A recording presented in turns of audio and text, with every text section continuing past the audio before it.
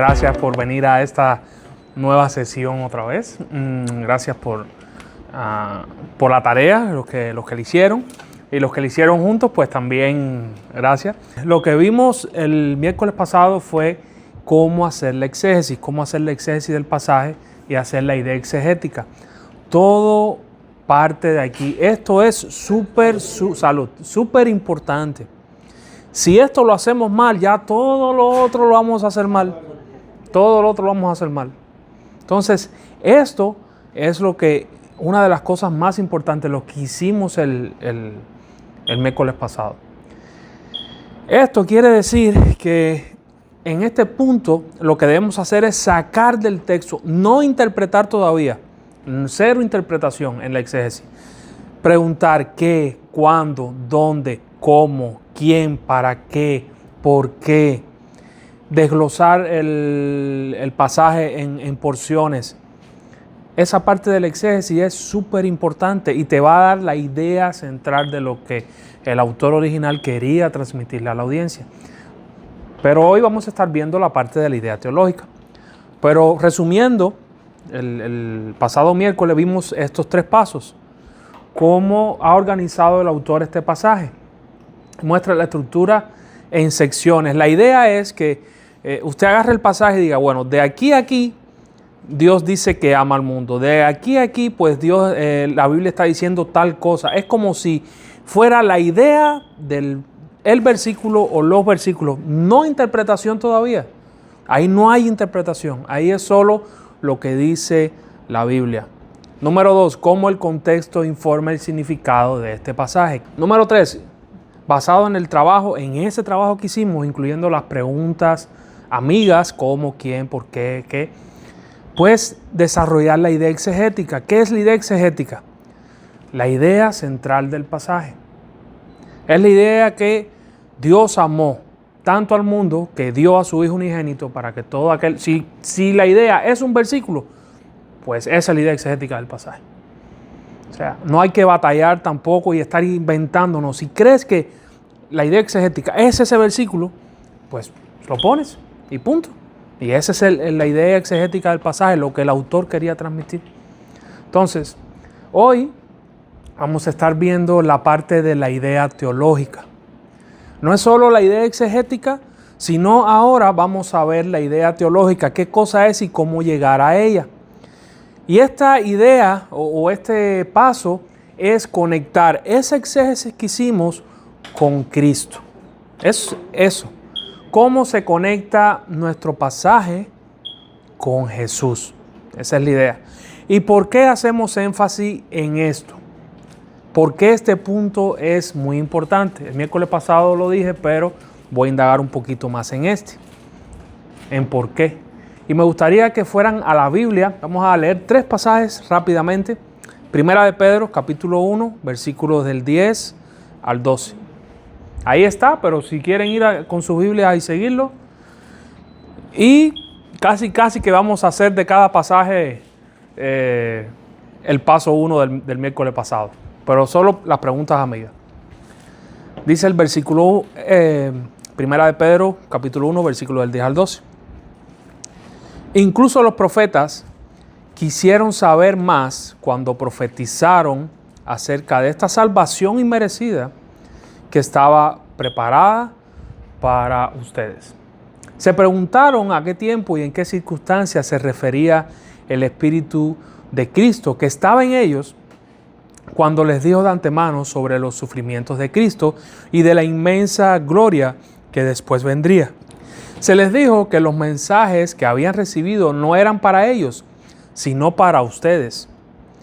Y ahora esta buena noticia les fue anunciada a ustedes por medio de aquellos que la predicaron con el poder del Espíritu Santo enviado del cielo. Ese es el pasaje de Primera de Pedro. Ahorita quisiera preguntar y que ustedes pudieran responder. Primero, ¿quiénes quisieron saber? Los primeros que quisieron saber.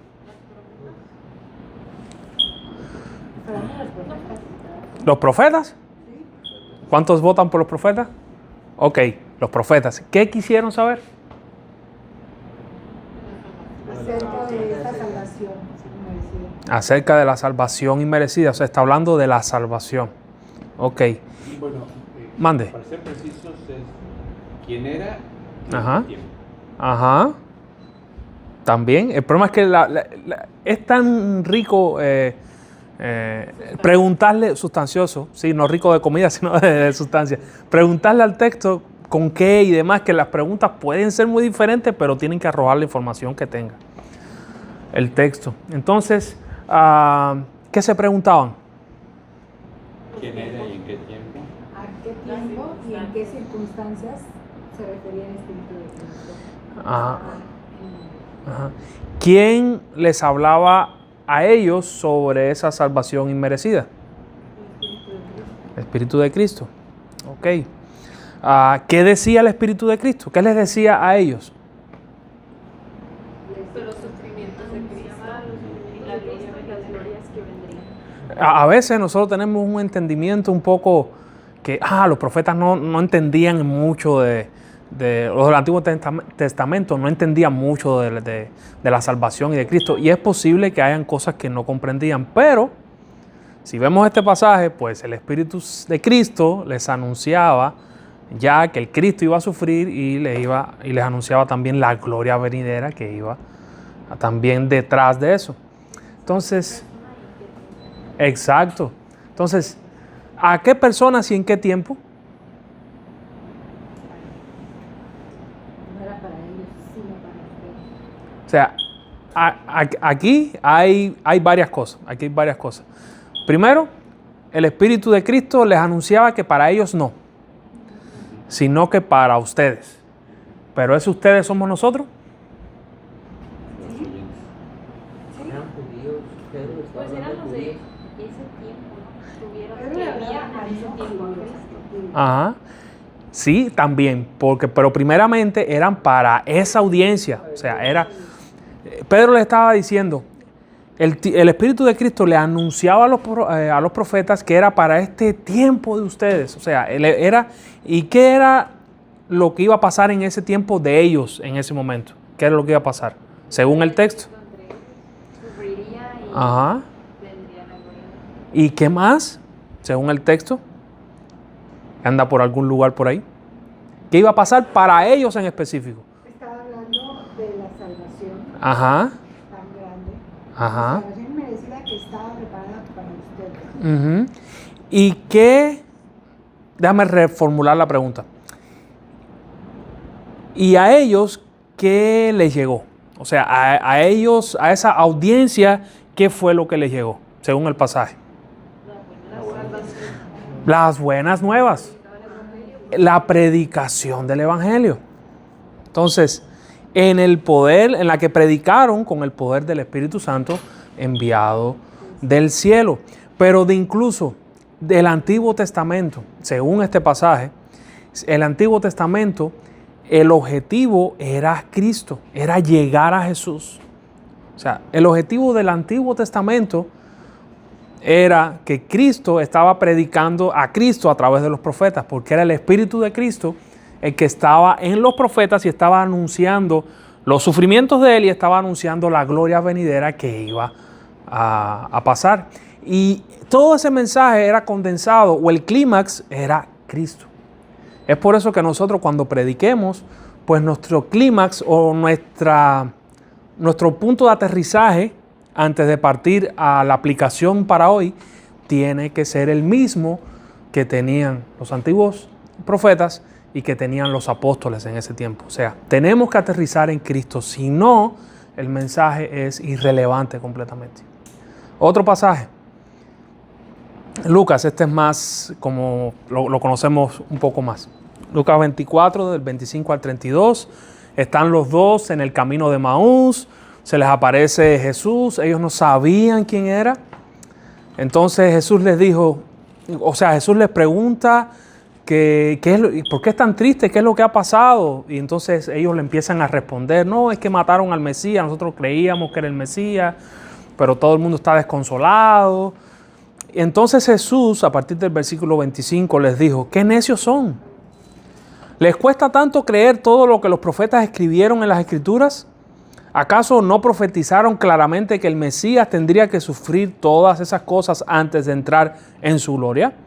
Entonces Jesús los guió por los escritos de Moisés y de los profetas, explicándoles lo que las escrituras decían acerca de él mismo. O sea, el punto, y Jesús lo dejó claro, ustedes tienen que ver todo esto que ha sucedido, o sea, hablando a los discípulos, tienen que ver todo lo que ha sucedido a la luz de lo que pasó ahorita. Moisés anunció de mí, los profetas anunciaron de mí, el escrito del Antiguo Testamento, todos anunciaron de mí. Entonces, el punto central es Jesús. La Biblia es un viaje y su fin es Jesús. Y nuestra predicación tiene que aterrizar ahí. Si no, pues lo estamos haciendo mal. Los estamos haciendo mal. Otro pasaje. Esta vez Jesús con los fariseos. Juan 5:39. Ustedes estudian las Escrituras a fondo porque piensan que ellas les dan vida eterna. Y los fariseos preguntan, ¿qué era lo que estudiaban? ¿El Antiguo Testamento o el Nuevo Testamento? El Antiguo Testamento. Pero las Escrituras me señalan a mí. O sea, una vez más, ¿por qué hacemos esta parada o este paso de la reflexión teológica? Porque todos los pasajes de la Escritura deben aterrizar en Cristo, es su punto. Pero eso no quiere decir que tenemos que forzar los pasajes o los textos para ver a Jesús donde no está. Va a haber ocasiones que Jesús no va a estar. Y ahorita vamos a poner ejemplos de cómo no hacerlo. Pero quiero darle herramientas para este segundo paso para que puedan intentar encontrar a Jesús y el Evangelio en cualquier pasaje de la palabra de Dios. Primero, como el miércoles pasado, primero observa el texto. Siempre hay que observar el texto. Es lo primero que tenemos que hacer. La Biblia es un libro especial, pero es un libro de gramática que tenemos que observar. Es un libro que tenemos que ser iluminados por el Espíritu Santo, pero tenemos que prestar atención a los detalles. En si amó o ama, en si murió por todos o murió por los que creen, en si ya están condenados o no están condenados. La Biblia es de detalles. Y muchas veces nosotros leemos rápidamente y nos da una idea y creemos que esa idea está correcta, pero en los detalles ahí hace la diferencia. Entonces, lo primero para hacer una reflexión teológica es observar bien. No dar por sentado cosas. Nosotros todos tenemos influencias teológicas, por decirlo de alguna manera. Todos vamos a la Biblia con un lente distinto. Y casi siempre vamos a la Biblia a buscar lo que nosotros ya queremos encontrar. Pero ahí, en ese momento, no estamos dejando que la Biblia hable. Más bien estamos nosotros imponiéndole a la Biblia. Eso no debe ser. Entonces, paso número 1, observa el texto. Paso número 2, considera dónde encaja tu texto en la línea de tiempo de la historia de la redención. No son pasos, son herramientas, porque no son pasos a seguir, sino más bien, en este pasaje creo que voy a usar mejor esta herramienta, o en este otro voy a usar esta, o en este sirven dos herramientas de las que voy a dar hoy. Entonces, no son pasos, son herramientas. La Biblia es la historia de la redención. Su clímax es Jesús y su otro gran clímax es la redención completa de Apocalipsis. Pero no podemos leer la Biblia como un montón de historias desconectadas. No podemos agarrar un libro de la Biblia y decir esto fue para este tiempo y se acabó y no tiene ninguna relación con esto. Y sacar de aquí aplicaciones sin tener en cuenta la historia de la redención. Porque vamos a fallar. Vamos a fallar. El mismo Jesús está diciendo, todo eso de aquí habla de mí. Todo apunta a mí. Y creo que nosotros no somos más sabios que Jesús. Entonces, creo que es bueno seguir su ejemplo. Entonces, tenemos que ver la Biblia como si fuera, o toda la Biblia como si fueran partes de un rompecabezas, que es la historia de la redención. Tenemos que ubicarnos en el pasaje donde estamos leyendo a qué parte pertenece eso. Y si eso tiene que ver con la expansión del reino, tiene que ver con el avance de los pactos, tiene que ver con el desarrollo de la promesa que se hizo en Génesis 3:15. Y por ahí podemos, por ejemplo, alguien pudiera buscar Éxodo capítulo 2, versículo 10. ¿O Éxodo capítulo 2? Alguien me explicó, lo saqué del agua. Ok, ese es el pasaje de Moisés. Hoy vamos a estar viendo así varios pasajes. Ese es el pasaje de Moisés y de cuando es salvado. Muchas veces en las escuelitas dominicales leen ese pasaje y empiezan: ven niños, que Dios ama a los niños y que Dios los cuida y que Dios los protege, y así como protegió a Moisés y te va a salvar y te va a cuidar. Y si de pronto hay un niño abusado, como dicen, abusado no, como le dice, que es despierto, y dice, maestra, ¿y qué pasó con los otros niños que mataron? ¿Dios no los cuidó? ¿Qué onda? Sí, a los otros que tiraron y que ahogaron. ¿Y por qué solo a Moisés? ¿Y por qué solo a Moisés? ¿Y por qué solo a Moisés? Entonces, pero eso parte de una mala exégesis y parte de no hacer una conexión teológica. Y en este punto, por ejemplo, esta herramienta es útil porque en esta historia de Moisés hay un desarrollo de la promesa. Dios está preservando a Moisés con un propósito, porque Moisés iba a ser el líder de la nación que iba a liberar a Israel para cumplir la promesa que le hizo a Abraham hace 400 años atrás. Entonces, cuando nosotros vemos la Biblia, la palabra de Dios, como un todo, es como si han visto alguna película media enredada, algún nombre de alguna película así que te sorprenda al final de... La isla siniestra. La isla siniestra, ajá, otra. Mente siniestra. Hay muchas, sí, hay muchas, sí. Sí. Hay una de Leonardo, Sexto Sentido también. Oh, está. Nosotros. Sí, Hay hasta románticas ahí las que te hacen bola. que te hacen bola. Ajá. Cuando la viste por primera vez. Sí, el tiempo que vuelvas, Ah, también te hace bolas, ¿no? sí. Si no se fue o... Exacto. Cuando la viste por primera vez, te impactó mucho, ¿no es verdad? Nah. ¿Qué pasa si la vuelves a ver por segunda vez? Pues empiezas a notar otros detalles. Pero ya no te va a sorprender el final. Entonces, nosotros no debemos leer la Biblia o interpretar la Biblia como si no supiéramos el final. Ya el final lo sabemos, ya el clímax lo sabemos, ya Jesús dijo en dónde estaba el énfasis. Entonces, no podemos agarrar el pasaje y desconectarlo completamente de la historia de la redención. Tenemos que ubicarlo. Entonces, esta es una buena herramienta para considerar. Otra herramienta: considera el cumplimiento de las promesas y profecías del Antiguo Testamento en el Nuevo Testamento. Hay muchísimas profecías que ya el Nuevo Testamento valida y dice, esto se cumplió, el profeta tal dijo tal cosa y así se cumplió las Escrituras con Jesús, por ejemplo. Entonces, no tenemos que inventar. Lo bueno de estas herramientas es que no hay que inventar, no hay que sacarnos algo de la manga, está en la Biblia, solo hay que descubrirlo. Por favor, ahorita sí, vamos a hacer ese ejercicio. Alguien que busque el Salmo 16:10 y otro Hechos capítulo 2, versículo 27. Y otro que busque Gálatas 3:16 y otro Génesis 22:18. Hechos 2:27. Son estos pasajes de acá. ¿Ok? Y primero vamos a ver los dos primeros, Salmo 16:10 y Hechos 2:27. Pues tú no dejarás mi alma entre los muertos, ni permitirás que tus santos se pudran a tu. Ok. Tú no dejarás mi alma en el... ¿En dónde? Mi alma entre los muertos. Mi alma entre los muertos, ni dejarás que tu santo se pudra. Ese salmo, sé que no lo leíste, pero bueno, a lo mejor lo sabes. ¿Quién lo escribió?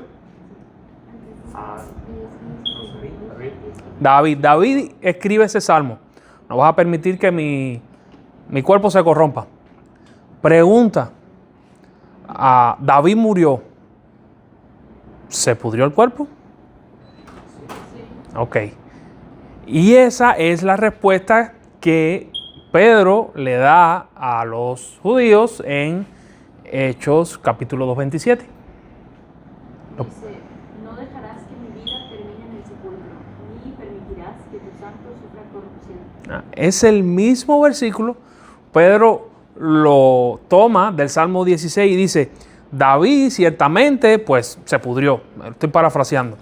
Pero Cristo fue resucitado al tercer día. Entonces Pedro ya le está dando cumplimiento a ese pasaje específico en el Nuevo Testamento. Entonces, si vas a predicar del Salmo 16 algún día, tienes que tener en cuenta eso. No solamente puedes hablar de David, tienes que hablar de David, por supuesto, y tienes que hablar de lo que estaba pasando y la situación, como se predica ese género literario. Que spoiler, después vamos a hacer otros niveles para enseñar a predicar salmos y proverbios y narrativa y todo lo demás. Pero tienes que tener en cuenta de que ese salmo apunta a una realidad más grande que es Jesús. Entonces, ahorita, Gálatas 3:16, ¿quién lo tiene? Dios ha dado las promesas a Abraham y a su hijo. Y noten que la escritura no dice a sus hijos, como si significara muchos descendientes. Más bien, dice a su hijo. Y eso sin duda se refiere a Cristo. ¿Qué está diciendo Pablo? Pablo, por medio del Espíritu Santo, está agarrando un pasaje del Antiguo Testamento, Génesis 15, Génesis 17, Génesis 22, 18, y está diciendo, cuando Dios le promete a Abraham, y en el hebreo está en singular, hay partes que están en singular porque ese tipo de promesas están en singular, la simiente, palabra simiente, y hay otras que sí son como para el Israel étnico o el nacional, ahí es cuando está en plural. Pero dice, Dios le prometió a Abraham y a su simiente. Y esa simiente verdadera, ese Israel verdadero, es Cristo. Entonces, bueno, ya Génesis 22 ya no lo voy a... O bueno, sí, por favor. Que dice, y mediante tu descendencia, todas las naciones de la tierra serán bendecidas. Todo eso porque me has obedecido. Ajá. Tu descendencia, o sea, tu simiente en singular, o en ti serán, en tu simiente van a ser bendecidas o benditas todas las naciones de la tierra. Se está refiriendo a Cristo en primera persona. Y hay otro pasaje de la Biblia que dice que Cristo es el verdadero Israel de Dios. Es por eso que alguien puede buscar el final de Gálatas capítulo 3, versículo creo que 27, más o menos por ahí. 27, 28, 29. ¿Lo leo? Sí, por favor. ¿Los últimos tres? Sí, los últimos tres. Y todos los que fueron unidos a Cristo en el bautismo se han puesto a Cristo como si se pusieran ropa nueva. Ya no hay judío ni gentil, esclavo ni libre, hombre ni mujer, porque todos ustedes son uno en Cristo Jesús. Y ahora que pertenecen a Cristo, son verdaderos hijos de Abraham. Son sus herederos y la promesa de Dios a Abraham les pertenece a ustedes. ¿Notan lo que Pablo hizo en Gálatas 3:16 primero? Pablo agarra Gálatas 3:16 y dice, ¿qué es lo que dice? Dios ha dado las promesas a La Abraham y a promesa su se hijo. había desviado. Ajá, y a su simiente. Y la simiente era Cristo. Y Cristo es el verdadero Israel. Y eso tiene implicación para nosotros hoy. ¿Por qué? Gálatas 3 termina diciendo, ¿sabes qué? Ahora ya no hay ni judío ni gentil, no hay ese tipo de división porque ahora todos estamos en Cristo. Y si estamos en Cristo, entonces somos descendientes ¿de quién? De Abraham. De Abraham. Entonces, una promesa que Dios dio en Génesis, miren cómo el Espíritu Santo inspira a un apóstol para interpretarla en el Nuevo Testamento. Ahora, si solo vamos a Génesis 22 y empezamos, sí, en sus descendientes, y nos quedamos solamente ahí y no vemos todo el panorama bíblico hasta el Nuevo Testamento, pues es muy difícil que podamos conectarlo con nosotros de una manera bíblica. Es por eso que es importante aterrizar en Jesús y después volver a despegar otra vez y llegar a nosotros hoy. Entonces, considera el cumplimiento de las promesas. Puede ser que cuando vayas a un pasaje, tú digas, bueno, ¿y esto será una promesa del Antiguo Testamento o no? ¿O cómo lo hago? Ahí sí hay que indagar un poquito. La Biblia te puede ayudar. Hay Biblias que tienen concordancia. Pero si quieres, pues busca en internet y a lo mejor ahí puedes ver un poco más. Ahora tenemos mucha información, pero esta sería la herramienta. Número 4. Considera los tipos que hay en la Biblia. Los tipos son conexiones súper directas. Los tipos, en griego esa palabra es huellas. Significa huella, significa marca. Una marca que Dios dejó para encontrar a Jesús ahí. Y ahorita hablo de las cristofanías, pero los tipos son las huellas, son las marcas que Dios dejó. ¿Qué cosa es un tipo? Pueden ser personas, pueden ser en la Biblia, pueden ser personas, pueden ser instituciones, pueden ser eventos del Antiguo Testamento considerados como modelos o representaciones divinas de realidades que se revelan en el Nuevo Testamento, sobre todo en la persona de Jesús. Son patrones que hay en el Antiguo Testamento y que dicen, ¿saben qué? Este patrón se parece a lo que pasa aquí en el Nuevo Testamento con Jesús. Hay veces que los tipos están ya dichos en la Biblia, que no hay que batallar con ellos. Ahora, hay que también aclarar algo. Hay que aclarar algo. No es que todo en la Biblia sean tipos. Hay que hacer esa aclaración. No hay que inventar, no hay que imaginar, no hay que sacárnoslas de la manga algo. Casi siempre en la Biblia aparecen los tipos o estas marcas que deja Dios de una manera muy fácil y muy sencilla. Por ejemplo, Números 21 del 4 al 9 y Juan capítulo 3 versículo 14. Lo escogí porque, como ya vimos Juan el miércoles pasado, ¿de qué va ese pasaje? Según el versículo y la imagen. ¿De qué va? Como la serpiente, pero acá en el desierto. Tenemos en Números 21, capítulo 21, versículos 4 y 9, que los israelitas los estaban mordiendo la serpiente y Dios le dice, hazte una serpiente y cuélgala y todo el que mire a ella, entonces va a ser sano. Va a ser sano. Preguntas de ese pasaje, preguntas muy buenas, preguntas de ese pasaje. Número 1, ¿la cura era preventiva o era después de que pasara la enfermedad? Eso, preventiva o terapéutica. Era terapéutica, o sea, ya las personas estaban heridas y entonces tenían que mirar para ser sanos. Eso es un patrón también con algo que nosotros conocemos que se llama pecado. Okay. Número 2, ¿se han preguntado alguna vez por qué? Y esto es una posibilidad, esto no es que sea así 2 más 2, 4, pero ¿se han preguntado alguna vez por qué Jesús usa esa imagen y Jesús valida este tipo? Dice, así como la serpiente, así tengo yo que ser alzado. ¿Por qué Jesús toma la imagen de él como si él fuera una serpiente y ser alzada? Ajá, iba a ser levantado, pero ¿qué simboliza a la serpiente? Porque él tomó nuestros pecados. Está cerquitita. Fíjense, o sea, él podía haber dicho, Moisés, hazte un cordero, súbelo en el asta, y bueno, ahí nosotros hubiéramos tenido súper fácil, el cordero inmolado, miren al cordero y sean salvos, pero ¿por qué una serpiente? ¿Mande? Con eso fue liberado. Sí. La serpiente Cerquitita. ¿Mande? La serpiente era una señal para el faraón, que con eso iba a evidenciar de que había poder.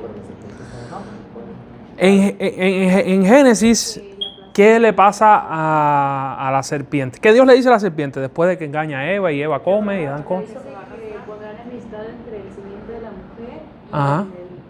y la serpiente, y la serpiente morderá el hijo de la mujer, pero el hijo del hombre aplastará la cabeza. Ajá. Y antes de eso Dios le dice algo, Dios la pone en una condición.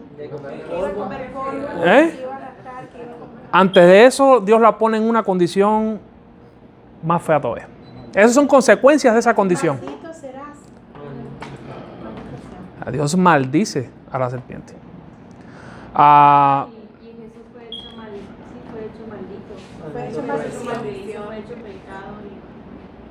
¿Por qué Jesús No podía ser ahorcado, ni decapitado, ni... Porque hay una profecía y tenía que tener muerte de cruz. Porque era la más. Era Bueno, él maldito. dice que fue la más humillante, Era la porque más- era maldito. Porque Él se hizo maldición por nosotros. O sea, Él tenía que hacerse maldición. Y el Antiguo Testamento dice, maldito todo aquel que es colgado en un madero. ¿Ven cómo todo se conecta? Sí, ahora. Bueno, pero es cuestión de... Es cuestión de nada, de estar. Considera las huellas, los tipos. Olvídense no. Vamos a pasar de página.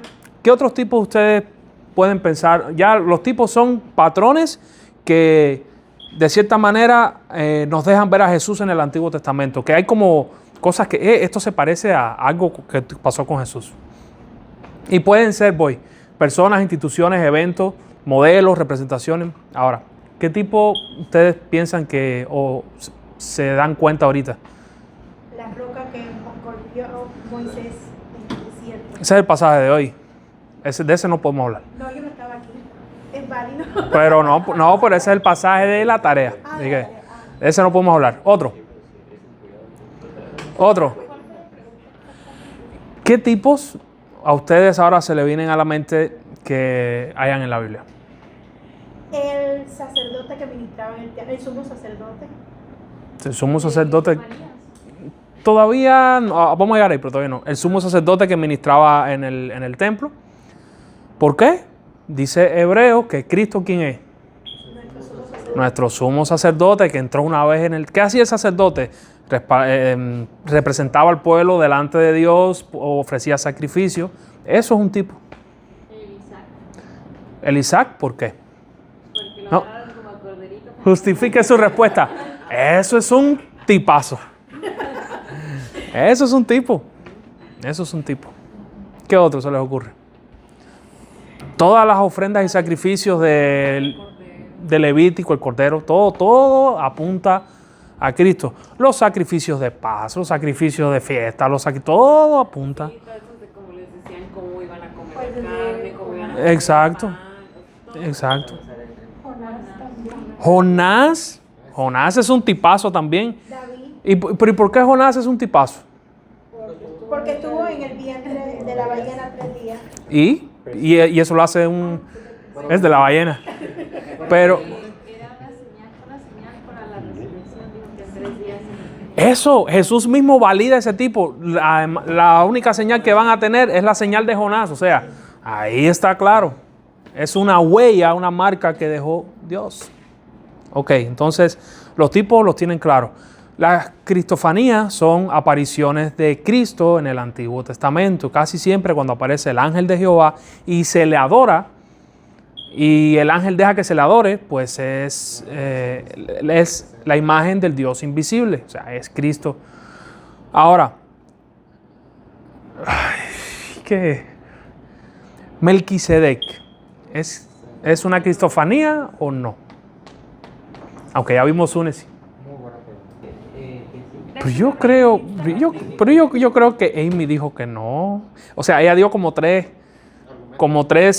posiciones y yo creo que dijo que no. O sea, Pero Abraham se postra,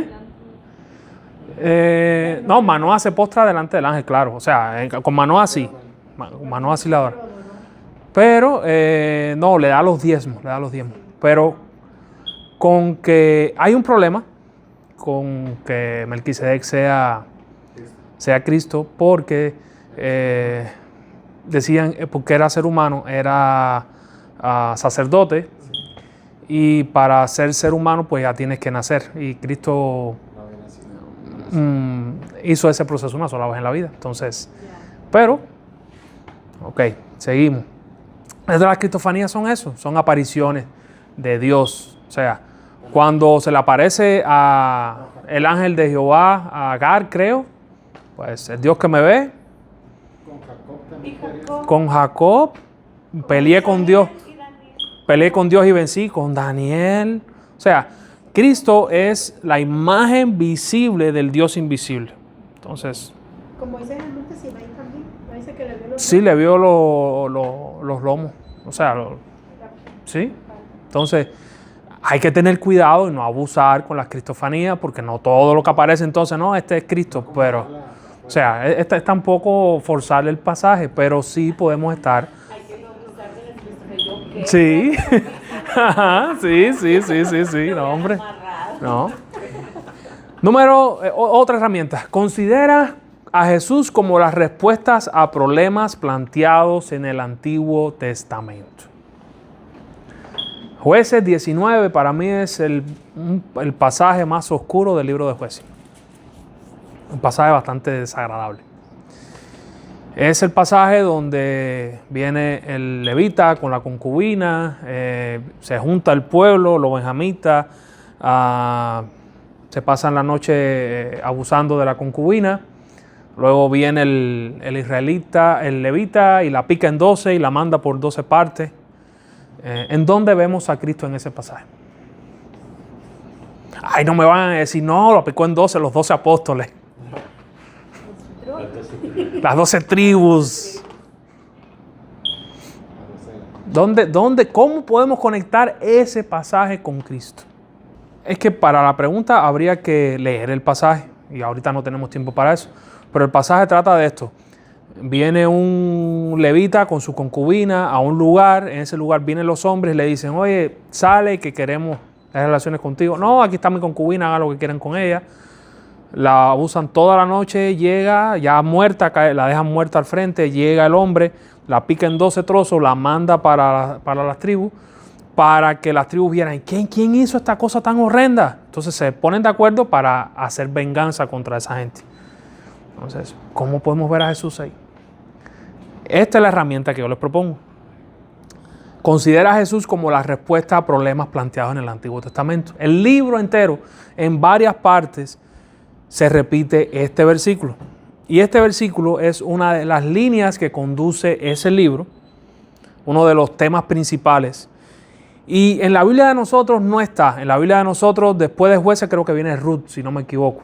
Pero en la Biblia hebrea, después de Jueces, viene Samuel. Porque este libro presenta un problema que Samuel resuelve. Dice, en esos días no había rey en Israel, cada uno hacía lo que le parecía bien ante sus propios ojos. Había anarquía total por todos lados. Lo pudiéramos ver como algo negativo, porque pudiera decir, Jesús no haría eso con su iglesia, por ejemplo. Pudiera ser. En teología, los tipos y los antitipos funcionan a veces un poco, o sea, no funcionan igual que en nuestra lógica. Para nosotros un antetipo es como el contrario, el opuesto. Pero en teología el tipo es la huella y el antetipo es a lo que la huella está apuntando o a lo que la marca está apuntando. Entonces, por ejemplo, con la serpiente y Cristo, pues el tipo sería la serpiente de bronce y el antetipo sería Cristo. Entonces, si no es lo contrario, si no hay quien apunta. Pero pudiera ser, o sea, puedes hacer, ahorita lo vamos a ver, ahorita lo vamos a hacer. Mira, esa está excelente. Ahorita vamos a ver otra que tiene que ver con eso. Pero el libro de Jueces da un problema. Hay anarquía y en la anarquía hace lo que bien le parece a todo el mundo. Necesitan un rey.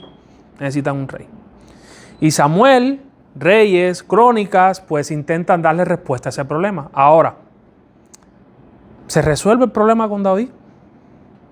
A lo mejor el de la anarquía sí, pero ¿se resuelve el pecado con David? ¿Se resuelve el pecado con Saúl, con Salomón? Entonces, agarramos la herramienta número 2, que era ver la Biblia en todo el panorama, y entonces decimos, ¿sabes qué? El verdadero rey que sí resuelve el problema que él gobierna el corazón del hombre, pues ese es Cristo. Entonces, eso es una herramienta válida que se puede usar. Y la que Vianney dijo, está aquí, ahorita la vamos a ver más adelante también. Considera los ecos del Antiguo Testamento en el Nuevo Testamento. Ya estos no son profecías así como tal, profecías de la vas a encontrar A y B y se conectan, sino más bien son ecos. Estas son un poco más difíciles de percibir, pero sí en la Biblia aparece. Por ejemplo, alguien que busque Mateo capítulo 2, versículo 23, por favor. Ese versículo está diciendo que fue por un pueblo llamado Nazaret para que se cumpliera lo de los profetas, que se iba a llamar Nazareo.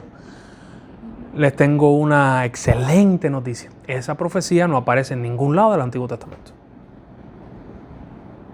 O una mala noticia. Esa profecía es así, no aparece en el Antiguo Testamento. ¿Y no será que Si está en el un nuevo, apócrifo se aparece? No, ¿Tampoco? el apócrifo tampoco aparece. No de cuenta boca en con- boca. Y no cuenta con inspirado tampoco. De boca en boca. Porque de alguna Ah, forma llegó a- Tradición oral. Ahí ocupamos un poco de contexto, es verdad. Un historiador, pero Ahí ocupamos un poco de contexto, pero se puede llegar. Pero esto es solo un ejemplo, Y no tendrá que ver con aspecto gramatical, ¿no? Sí, hay una vertiente a esa, le da una solución gramatical, pero yo me voy más por otra. ¿Se acuerdan de quién era el discípulo que estaba en el árbol y... Saqueo. No era Saqueo, no, el que estaba, el discípulo, que lo llaman y Natanael se llama. ¿Y qué dice Natanael? ¿Qué es lo que le dice a... Salir algo bueno de Nazaret. ¿Podrá salir algo bueno de Nazaret? La gente de Nazaret eran despreciadas. ¿Podrá salir algo bueno de ahí? O sea, eran gente que eran despreciadas. ¿Saben qué? Sí se profetizó en el Antiguo Testamento que Jesús iba a ser despreciado. Isaías 53:3. Aquí lo tengo, dice, fue despreciado y rechazado, hombre de dolores, conocedor del dolor más profundo. Nosotros le dimos la espalda y desviamos la mirada. Ajá. Fue despreciado y no nos importó. Y no nos importó. Entonces, tenemos que estar atentos a esos ecos del Antiguo Testamento. Sí existen, sí hay. Yo sé que son un poco más complicados de ver, pero es una herramienta que está. Hay veces, y ya les digo, el Espíritu Santo lo hacía así y hay explicaciones, pero hay veces que hay profecías que tú dices, ¿y esto dónde está? No lo encuentro, pero es que son ecos de enseñanzas sí profetizadas desde el Antiguo Testamento. Entonces, eso es otra herramienta que pueden considerar. Número 7. Considera la conexión con Cristo a través de contrastes. En Jueces 19, este levita pues no se sacrificó por la concubina y mataron a la concubina, pero nosotros sí tenemos un levita, o tenemos el levita, que se sacrificó hasta la muerte y muerte de cruz por nosotros para salvarnos. Entonces, es una herramienta válida. En Romanos 5, Pablo la usa. Pablo dice que Cristo es el último Adán. O sea, este primero Adán, pues ese primero Adán él estaba bien, pero pecó y falló. Pero Jesús fue tentado en todo y fue tentado sin pecado. El mismo Pablo hace esos contrastes y tenemos que agarrarlo de la Biblia. No tenemos que pasar trabajos para buscarlo. Entonces, ¿estás predicando de Adán o de Génesis, es la parte de Adán algo? Puedes ir a Romanos 5 y usar ese contraste para conectar con Cristo. Entonces, y así hay muchos contrastes también en la Escritura. Solo hay que estar apercibidos de la herramienta 1. Observa el texto. Observa qué te está diciendo el texto. Noé se emborrachó, pero Jesús no pecó nunca. El otro hizo tal cosa, y así. O sea, el contraste es el tipo. Si es patrones similares, el contraste es los opuestos. ¿Ok? Herramienta número 8. Y es la última. Considera la conexión con Cristo a través de las demandas éticas del texto. ¿Qué pasa cuando estamos predicando de la ley? ¿Qué pasa cuando estamos predicando de los 10 mandamientos? No matarás, no mentirás y todo eso. Como les dije ahorita, ya nosotros sabemos la película. Ya sabemos el final. No nos podemos quedar nada más con esta parte de aquí. Entonces, eso se conecta con Cristo a través de, sabemos que Cristo ya cumplió las demandas de la ley por nosotros y que nosotros en Él somos aceptos y entonces por Él es que cumplimos entonces las demandas de la ley. Y eso es una herramienta válida también para poder conectar pasajes de ley con Jesús, o sea, con el Evangelio. Fíjense que cuando me refiero a conectar con Jesús, me estoy refiriendo a conectar con Jesús y con el Evangelio. No solamente porque tú no haces nada tampoco con decir, no, y esto, y aquí podemos ver a Jesús. ¿Y de qué me sirve eso a mí? ¿De qué me sirve eso a mí? ¿Ok? Entonces, última herramienta, vamos a